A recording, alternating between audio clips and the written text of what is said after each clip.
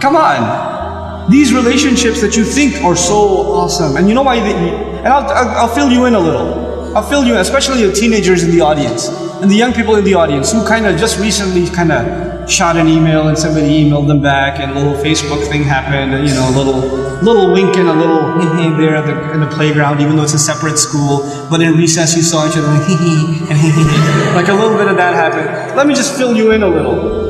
All of this is a product of low self-esteem. You think you're ugly. So if a guy thinks you're cute, you're like, really? I'm beautiful? You have low self-esteem. You think nobody's gonna like you, nobody's gonna want to marry you, and all of that stuff. And on the other hand, the guy, we don't have good friendships and good relationships, and we're looking for something. And most of the guys, I don't have to tell you what's going on in your head. You and I have ijma' on this issue.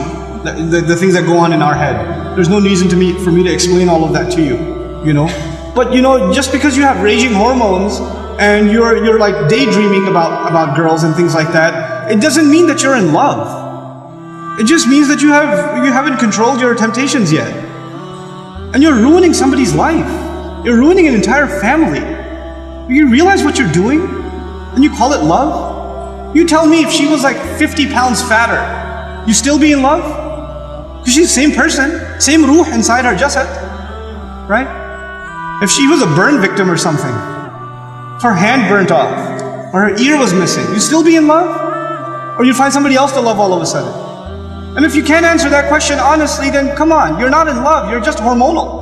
That's all you are, This is what we've done to relationships that are supposed to be beautiful. Marriage is supposed to be a beautiful relationship. It's supposed to be a lifelong relationship.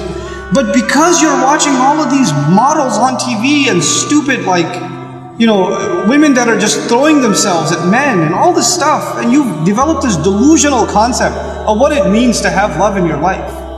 Delusional concept. Our deen came to free the world from this nonsense. To free it, because we have a more mature understanding of what it means to have love in your life. To have. I'm not saying you shouldn't marry someone you like. You should. You should be attracted to your future spouse. All of those things are fine, but there's a decency that you have to exhibit before then. And if you're okay with talking to a girl like that, you should be okay with somebody talking to your sister. You're okay with that too?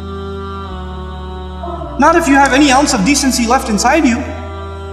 If you do, then this is how we have to end these things.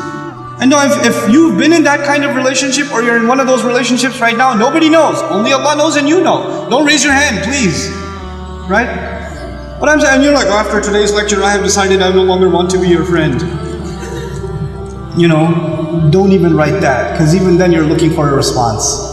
You're kidding yourself. And then you're checking, did she write back? Yes, we should no longer be friends. And then you'll write back, you're right, we really shouldn't be friends anymore. And then she'll write back, yeah, never again. And then you're still doing it. Just stop, just cut it off. Just cut it off. It's not good for you. And guys, I've done a whole series on shame, so I won't repeat the whole thing because it took hours and hours and hours, but I will tell you this. It's okay to be attracted to a girl. Allah put that in you. You're not evil for finding a girl beautiful. It's not haram for you to feel that way. You have to control it though. You have to control yourself.